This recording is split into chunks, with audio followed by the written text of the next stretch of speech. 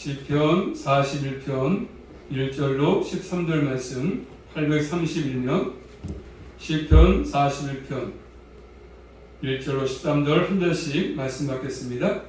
빈약한 자를 권고하는 자가 복이 있으며 재앙의 날에 여호와께서 저를 건지시리로다. 여호와께서 저를 보호하사 살게 하시리니 저가 세상에서 복을 받을 것이라. 주여 저를 그 원수의 뜻에 맡기지 마소서. 여호와께서 수약한 병상에서 저를 붙드시고 저의 병중 그 자리를 다 고쳐 펴시나이다. 내가 말하기를 여호와여 나를 긍휼히 여기소서. 내가 주께 범죄하여 싸우니 내 영혼을 고치소서 하였나이다. 나의 원수가 내게 대하여 악담하기를 저가 어느 때에나 죽고 그 이름이 언제나 멸망할고 하며 나를 보러 와서는 거짓을 말하고 그 중심에 간악을 쌓았다가 나가서는 이를 강포하오며 나를 미워하는 자가 다 내게 대하여 수군거리고 나를 해하려고 꾀하며 이르기를 악한 병이 저에게 들었으니 이제 저가 눕고 다시 일어나지 못하리라 하오며 나의 신뢰하는 바 내 떡을 먹던 나의 가까운 친구도 나를 대적하여 그 발꿈치를 들었나이다. 그러하오나 주 여호와를 나를 긍휼히 여기시고 일으키사 나로 저희에게 보복하게 하소서. 나의 원수가 승치 못함으로 주께서 나를 기뻐하시는 줄을 내가 아나이다. 주께서 나를 나의 완전한 중에 붙드시고 영영이 주의 앞에 세우시나이다. 여호와 이스라엘 하나님을 영원부터 영원까지 찬송할지로다. 아멘. 아멘. 기도하겠습니다. 하나님 아버지 감사합니다. 한동안 동안도 여러 가지 또 전쟁과 또 오미크론과 여러 가지 질병 때문에 또 많은 사람의 생명을 달리했지만 저희를 사랑하셔서 복된 자리에 또 불러주시고 또 아버지 보호해주시니 감사합니다. 이 한 삶도 저희들 또 주님 만나고자 모였사오니 말씀 가운데 저희들 만나주시고 은혜를 공급해 주심으로 남은 생도 하나님을 잘 경외하며 믿음의 사는 싸움을 싸우게 하시고 달려가길 다 달려가게 하시고 믿음을 지키며 살아갈 수 있도록 은총으로 충만하게 허락하여 주시옵소서. 말씀 붙들고 한 주간도 믿음의 삶을 살아갈 수 있도록 인도하여 주시옵소서. 예수 그리스도 이름으로 감사하며 기도 올리옵나이다. 아멘. 코로나 확진되어서 못 나온 분들이 있습니다. 우리 교회도 여러분 각자 조심하시면서 걸리지 않도록 해주시면 감사하겠습니다. 제목 따라하겠습니다. 내게 은혜를 베푸소서. 그런 제목입니다. 이 시편은 전체가 총 5권으로 나눠되어 있습니다. 이 41편은 1권을 마치는 시편입니다. 1편부터 41편까지 1권이거든요. 1권. 총 1권을 쓰게 있습니다. 1권. 이 시편이 언제 기록된지는 잘 알 수 없습니다. 그런데 많은 분들이 이 시편의 내용을 보면서 다윗의 모세였던 아이도벨이 다윗을 배반해가지고 압살롬의 반역에 동참했을 때 쓴 것으로 보는 것입니다. 다윗이 몸에 병들었을 때 가까운 친구가 배신합니다. 그렇게 해서 대적한 상황 속에서 이 시를 썼기 때문입니다. 다윗이 병들었을 때 친구가 찾아와서 수군거리고 대적하고 배신하고 위로가 아니라 와서 깐죽거리고 쉽게 말하면 이제 죽게 됐다, 살 길이 없다 하는 것이죠. 그렇기 때문에 이 말씀의 배경은 사무엘하 15장부터 보시면 그 배경을 한 시를 볼 수 있습니다. 자, 첫 번째 한번 따라하겠습니다. 병상에서 붙드시는 하나님. 자, 1절 말씀이니까 1절 말씀 보십니다. 1절 말씀이니까 자, 빈약한 자를 권고하는 자가 복이 있으며 이렇게 말씀하죠. 자, 복을 복 있는 사람을 말씀하십니다. 누가 복이 있습니까? 빈약한 자를 권고하는 자가 복이 있다 말씀하십니다. 이와 같은 말씀으로 시편 1편 1절 말씀을면 복 있는 사람은 악인의 꾀를 쫓지 아니하며 죄인의 길에 서지 아니하며 오만한 자의 자리에 앉지 아니하고. 아멘. 자, 복 있는 사람 말씀하죠. 죄인의 길에 서지 않는다. 오만한 자의 자리에 앉지 아니한다. 이렇게 말씀하고 있습니다. 역시 1절도 복 있는 사람을 말씀하고 있습니다. 어떤 사람이 보겠습니까? 그런 사람들이 풍성히 말씀이죠. 누가 복인지, 누가 복인 사람인지 말씀합니다. 이 세상 사람들은 복에 관심이 참 많지 않습니까? 복에 관심이 많습니다. 그리고 복을 바라고 나름대로 무엇이 복이다 이렇게 말하지 않습니까? 이게 복이야. 돈이 많아야 복이다. 권세가 있어야 복이다. 또 어떤 분은 건강해야 복이다 말하고 있습니다. 그렇기 때문에 이 복은 그 사람의 인생관이 무엇인가를 말해주는 것입니다. 복은 그 사람이 무엇을 위해서 살아가는가를 방향을 짓는 것 방향. 그러므로 택한 백성들은 복의 개념을 바르게 갖는 게 필요합니다. 진짜 복이 뭔지, 어떤 게 복인지를 바르게 알고 사는 게 필요합니다. 자, 복, 하나님을 섬기는 것은 복과 관계에 있습니다. 많은 사람들은 하나님을 섬기지 못하고 있지만 내가 예수를 믿고 있다고 하는 것, 하나님을 섬기는 것, 가장 복 중에 귀한 복 아니겠습니까? 가장 귀한 복을 받았습니다. 예수 믿는 것. 예수 믿고 죄 사함 받고 영원한 시민권자 된 것. 복이죠, 복. 자, 그런데 많은 사람들은 이 땅에서 그저 돈만 많으면 물질을 복으로 생각하지 않습니까? 그저 돈만 많으면 되겠다 하는 것이죠. 그런데 문제 뭐겠습니까? 결국 그런 사상을 가지고 포장해서 결국 교회에서 겉으로는 복음을 말한다고 하지만 그것을 포장해서 똑같이 그저 내 생각대로 내가 교회 나와서 예수 믿고 돈을 많이 벌어야 되겠다. 돈의 욕심. 예수는 빙자해서 복을 얻겠다고 하는 것이죠. 우리 기독교는 예수 믿고 팔자나 고치고 돈이나 많이 버는 그런 종교 아니지 않습니까? 그래서 그런 사람들은 결국 하나님의 나라를 관심이 없습니다. 그저 이 땅에서 잘 먹고 잘 사는데 관심이 집중해 있습니다. 오로지 그거지 않습니까? 목적이 아침부터 저녁까지 직장 나가서 돈을 벌어서 많이 쌓아놓고 평안히 눕고 쉬자, 자자 그런 것입니다. 그런 것을 목적으로 삼고 인생을 살아갑니다. 그런 사람들은 특히 뭐죠? 신실하지 못하면 신실성이 없습니다. 자신의 돈과 유익에 따라서 쉽게 바꾸지 않습니까? 그렇지만 하나님의 백성들은 그런 삶을 살지 않습니다. 오늘 말씀 보시면 오늘 말씀 1절 말씀 보시면 빈약한 자를 경고하는 자가 복이 있으며 재앙의 날에 여호와께서 저를 건지시리로다. 아멘. 누가 복이 있다고 말씀하죠? 빈약한 자를 바꾸면 가난한 자를 그래서 권고하는 자가 보살피는 자가 복이 있다고 말씀하십니다. 빈약한 자, 약한 사람들, 약한 처지의 사람들, 그런 사람을 돌보는 사람이 복이 있다고 말씀하십니다. 그렇지만 이 세상 사람들은 이런 것들을 삼지 않습니다. 그저 자기만 열심히 해서 배만 채우는, 자기 욕심만 채우는 것이지 않습니까? 그러므로 빈약한 자를 보살핀다는 것은 결국 하나님께서 말씀한 대로 율법에서 우리에게 요구하시는 것들이거든요.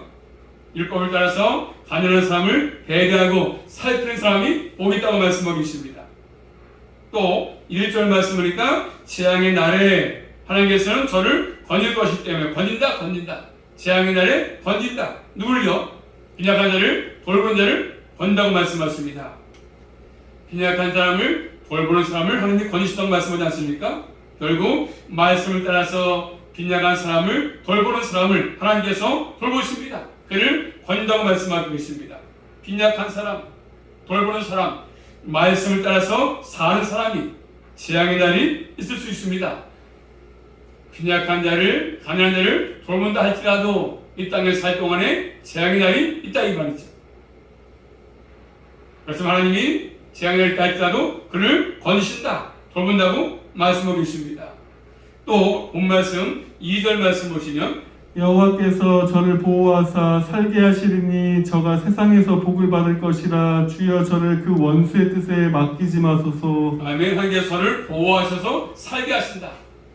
빈약한 자를 돌본 자를 하나님이 살게 하신다, 보호하신다고 말씀합니다. 하나님이 보호하사 이 땅에서 받을 복을 말씀하고 있습니다. 하나님이 항상 보호하십니다. 이 땅에서 하나님이 보호하는 사람이 복이 있습니다. 보호하는 사람. 주여 저를 원수의 뜻에 맡기지 마소서 말씀하지 않습니까? 자, 원수 재앙의 날, 이거 보니까 이 재앙은 원수들이 받는 재앙 아니겠습니까? 원수들. 그 재앙의 날에 하나님께서 원수의 뜻에 다윗을 나를 맡기지 마시고 나를 구해달라. 다윗은 구하고 있습니다. 또 그리고 3절 말씀 보십니다. 여호와께서 쇠약한 병상에서 저를 붙드시고 저의 병중 그 자리를 다 고쳐 펴시나이다. 아멘. 뭐라죠? 병상, 쇠약한 병상, 병상에 있을 때, 그래서 그 병을 이길 수 있도록 하나님의 은혜로 역사하심을 간구한 모습이죠. 어떤 병인지는 알 수 없겠지만 하나님의 백성이 병상에 있을 수 있습니다. 그래서 우리 살아가면서 원치 않지만 아플 수 있고 암에 걸릴 수 있고 여러 가지 질병에 우리가 걸릴 수 있지 않겠습니까? 그럴 때 하나님께서는 절대로 그 약한 자를, 아픈 자를 벌어주는 것이 아니거든요. 항상 주님께서는 돌보십니다. 아프지만 육신이 연약하지만 비록 암에 걸려있지만 하나님이 반드시 돌본다고 말씀하십니다. 우리 모두는 언제든지 하나님을 신뢰하는 게 필요합니다. 하나님은 머리카락을 다 세신 바 되지 않습니까? 다 셀 수 있습니다. 하나님께서 병상에 있을지라도 육신의 몸이 연약한다 할지라도 반드시 하나님이 돌보신다고 말씀하고 계십니다. 우리의 눈은 그렇기 때문에 병상에 있다 할지라도 하나님께 향해서 있는 것이고 우리의 소망도 하나님께 주는 것이 필요합니다. 은혜를 구하는 게 필요합니다. 육신이 연약하다 할지라도 절망하지 말고 나를 보호하시는 하나님께 소망을 두고 하나님께만 시선을 고정하시며 살아갈 수 있기를 주님의 이름으로 축복합니다. 은혜를 구하는 게 필요합니다. 다윗처럼 하나님 내가 지금 병상에 있습니다. 연약합니다. 은혜를 구하는 모습 아니겠습니까? 하나님은 병상에서 붙드시는 하나님이십니다. 또 두 번째로 4절 말씀이니까 한번 따라하겠습니다. 발꿈치를 드는 가까운 친구. 자, 4절 말씀 보겠습니다. 4절. 내가 말하기를 여호와여 나를 긍휼히 여기소서 내가 주께 범죄하였사오니 내 영혼을 고치소서 하였나이다. 자, 여호와여 나를 긍휼히 여기소서 간절히 다윗은 구하지 않습니까? 자신이 범죄했음을 고백하면서 자신을 고치달라고 구하고 있습니다. 다윗은 자신이 범죄했음을 인정하지 않습니까? 인정합니다. 자, 죄가 뭡니까? 죄는 하나님의 뜻을, 말씀을 벗어나서 나가는 것입니다. 죄, 하말티야. 죄, 벗어나는 것이죠. 관역에서 빗나가는 것입니다. 다윗은 하나님 앞에서 자신을 살폈습니다. 아, 내가 지금 아픈 거 보니까 내 죄가 무엇인가? 자신을 살피는 것입니다. 그렇기 때문에 병상에 누워있는 시간은 자신을 살펴보는 시간입니다. 아, 내가 왜 잘못한 것이 있는가? 아픔을 통해서 그 병상을 통해서 자신을 돌아보는 시간 아니겠습니까? 그리고 기도의 시간이 가운데 있습니다. 기도 시간. 아, 기도하면서 내가 잘못한 것이 뭐가 있을까? 내가 죄진 것이 무엇이 있을까? 자신을 돌아보고 비춰보는 시간 아니겠습니까? 다윗에게 마찬가지입니다. 병상은 하나님 앞에서 자신을 비춰보는 시간이었습니다. 내가 죄진 것이 무엇이 있는지. 다윗은 깨달았습니다. 하나님께 범죄했음을. 그래서 자신의 죄를 구하면서 주님께 고쳐달라고 구하고 있지 않습니까? 하나님의 은혜를 구하고 있습니다. 죄를 바르게 인식한 사람은 하나님께 나가서 은혜를 구할 수밖에 없는 것이지 않습니까? 우리 모두는 연약하다 할지라도 하나님께 은혜를 구하시면서 주의 도우심으로 모든 병에서 또 고침받고 회복될 수 있기를 주님의 이름으로 축복합니다. 은혜만이 가능한 것입니다. 인간의 힘으로 할 수가 없습니다. 하나님의 은혜만이 하나님 범죄한 사람이 구할 수 있기 때문입니다. 우리는 이 땅에 살면서 이런 다윗처럼 아파서 병상에 누울 수 있습니다. 병원에 입원할 수 있습니다. 여러 가지 이유에서 그렇죠. 질병 때문에, 오미크론 때문에, 아니면 암 때문에, 어쩌면 그렇죠. 여러 가지 있지 않습니까? 환경 때문에, 지진 때문에, 내 불 때문에 병상에 눕게 될 것입니다. 이때 우리가 필요한 것이 뭐겠습니까? 그리고 자신을 살피는 것이죠. 아, 내 몸이 아플 때, 연약할 때 돌보는 것이 필요합니다. 자신을 돌아보는 게 필요합니다. 잘못한 것이 무엇이 있나? 더욱더 은혜 앞으로 나가는 게 필요합니다. 꼭 징계의 성격이 있어서만이 아니라, 그리고 그렇지 않다 할지라도 내가 잘못한 것이 없다 할지라도 자신을 살펴보는 것들이 필요합니다. 이게 지혜의 지혜. 내가 살면서 혹시라도 잘못한 것을 없는가? 이때 다윗이 병성에 누웠을 때 원수들은 뭐하죠? 악담. 5절 말씀 볼까요? 악담하는 거 5절입니다. 나의 원수가 내게 대하여 악담하기를 저가 어느 때에나 죽고 그 이름을 언제나 멸망할꼬 하며. 자, 원수들이 악담하지 않습니까? 다윗에게 저가 어느 때나 죽을까? 다윗이 언제나 죽을까? 그 이름이 언제나 멸망할까? 언제나 없어질까? 악담하고 있습니다. 병든 사람에게 대해서 이렇게 악담을 하지 않습니까? 우리 모두는 그러한 사람이 되지 않길 바랍니다. 아픈 사람을 찾아가서 위를 못할 망정 악담하는 거죠. 언제 죽을까? 언제 멸망할꼬? 자, 그러면서 원수가 되지 않습니까? 6절 말씀 보시면 나를 보러 와서는 거짓을 말하고 그 중심에 간악을 쌓았다가 나가서는 이를 강포하오며. 자, 병문안을 왔다가 어떡합니까? 척해놓고 거짓을 말합니다. 그 중심에 간악을 쌓았다가 나가서 널리 전하지 않습니까? 어디 내가 가보니까 아픈데 근데 악담에 가서 악을 쌓는 것입니다. 선포합니다. 찾아와서 여러 가지 얘기했겠죠. 너 봐라, 죄 있으니까 그렇지 않겠냐? 뭐가 문제가 있어서 그렇지 않겠느냐? 하겠죠. 그리고 나가서 마을에서 널리 어떻게 합니까? 선포합니다. 내가 그 집에 가봤더니 이래서 아파 있어. 그러면서 선포합니다. 죽기를 바라고 있습니다. 거짓을 얘기하는 것이 낫어요. 거짓을. 다윗을 미워하는 사람들이 하나같이 수군거립니다. 다윗을 헤아리고 꾀하지 않습니까? 이런 얘기가 8절 나오죠. 8절입니다. 이르기를 악한 병이 저에게 들었으니 이제 저가 눕고 다시 일어나지 못하리라 하오며. 자, 여기 뭐냐면 악한 병이 다윗에게 들었으니 이제 저가 눕고 다시 일어나지 못할 것이다. 이렇게 얘기합니다. 악한 병이 들었다. 다윗에게. 병이 악하다는 말 뭡니까? 고칠 수 없는 병이라는 그런 말이지 않습니까?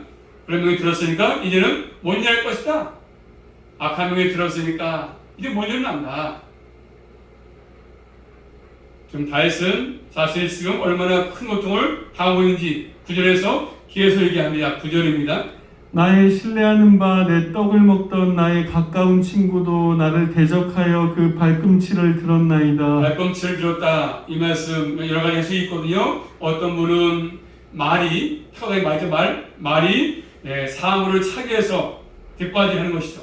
그런 다윗에서 왔다고 얘기합니다. 또 어떤 분은 발에서 먼지를 떨기 위해서 떨 때 그 행위에서 온 것이라 해석합니다. 또 어떤 분은 넘어진 사람을 발로 차는 행위에서 온 말이다 이렇게 해석이 있습니다.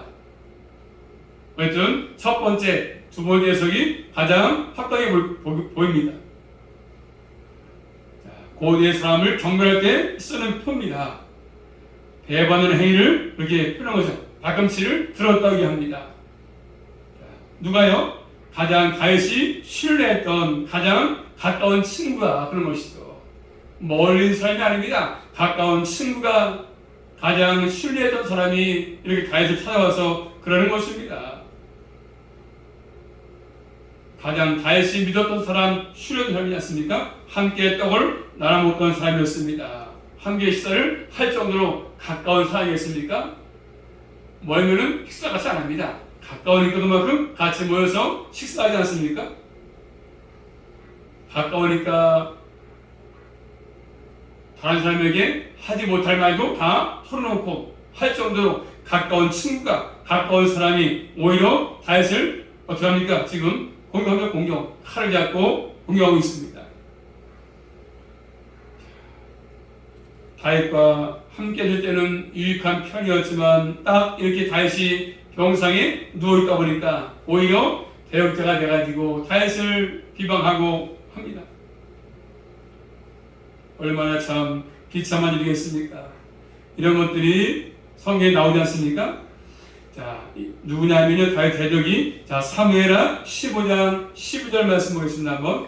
제사 드릴 때 압살롬이 사람을 보내어 다윗의 모삿길로 사람 아히도벨을 그 성읍길로에서 청하여 온지라 반역하는 일이 커감해 압살롬에게 돌아오는 백성이 많아지니라. 누구죠? 아히도벨입니다. 다윗과 가장 친했던 다윗의 모세였던 아히도벨. 그런 것이죠. 예, 다윗에서 이제는 뭐 가망이 없다. 그런 것입니다. 결국 그렇게 아히도벨은 가장 친했던 다윗의 모세였지만 결국 이렇게 원망하면서 다윗을 공격했습니다. 결국 나중에 이제 결국 그가 깨닫고 자기 집으로 돌아가서 결국 몸에 죽었으면 몸에 자살했습니다. 몸에 죽었습니다. 자기 집으로 돌아가서 아히도벨 이런 것들이 사무엘하 7장에 나와 있거든요. 자, 발꿈치를 틀었다.